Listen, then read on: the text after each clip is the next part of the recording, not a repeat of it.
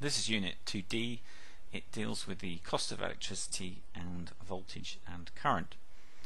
So this is the concept of voltage is definitely one of the more conceptually difficult ideas we come across in physics.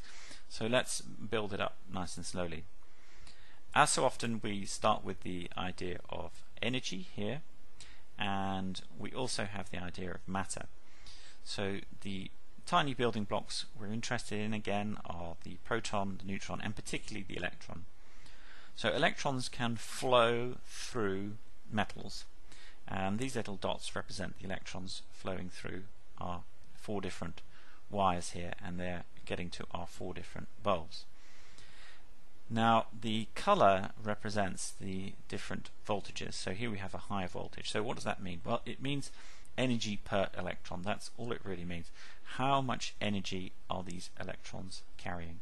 So they can carry a little, which we're representing by yellow, or they can carry a lot of energy, which we're representing by red. Now current over here is the flow of electrons. So we can have a small flow, so very few per second, or we can have lots and lots of electrons per second, as shown by the size of those 2 words. So to summarize, we can have a large current, that's the top line. We can have a small current, which is the bottom line. We can have a low voltage, which is this first column here, indicated by the color, or we can have a high voltage. And we can see that those 2 things will both affect the amount of energy being received. So here we can see the color, and we can see the little e's, the energy being delivered. This one here, lots of energy is being delivered here. Why? Well, it's got lots of electrons per second arriving, and each one of those electrons has got lots of energy because the voltage is high. Now we have another word here, the word power, which means energy per time. So it's often confused with energy, but it isn't energy, it's energy per time, or joules per second. We'll talk about the units over here. But here we have the equation, and this in a formula form tries to explain or summarize this these 4 situations here. So if the current goes up, the energy per second goes up. If the voltage goes up, the energy per second also goes up, which we call power. So let's have a look at these units.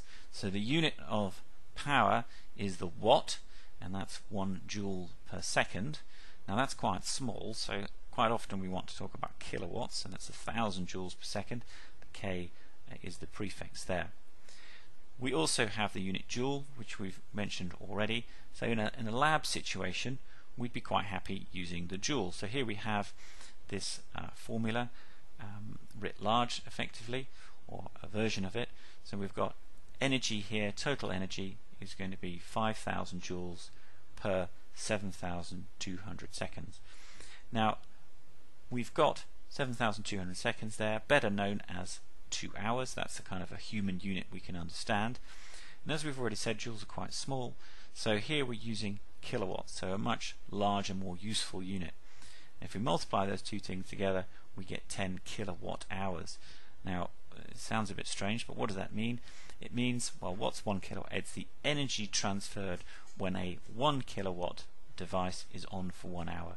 So this is generally easier for humans to understand. We measure tasks like hoovering or washing in hours rather than seconds.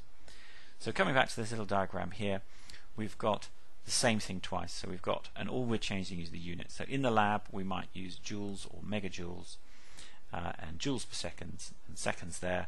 It makes sense. Joules per second times seconds equals joules. And here we're using power again, but here it's kilowatts, and here it's hours. We multiply those 2 things together and we get kilowatt hours. Now energy costs money, so once we've worked out how many kilowatt hours we've got, sometimes called units of energy as well, we need to know how much every single one of these is going to cost us. So there we have 10 units, 10 kilowatt hours times, in this case 20p, or 0.2 pounds per kilowatt hour. Multiply them together, and that gives us our total cost of our energy bill for this period.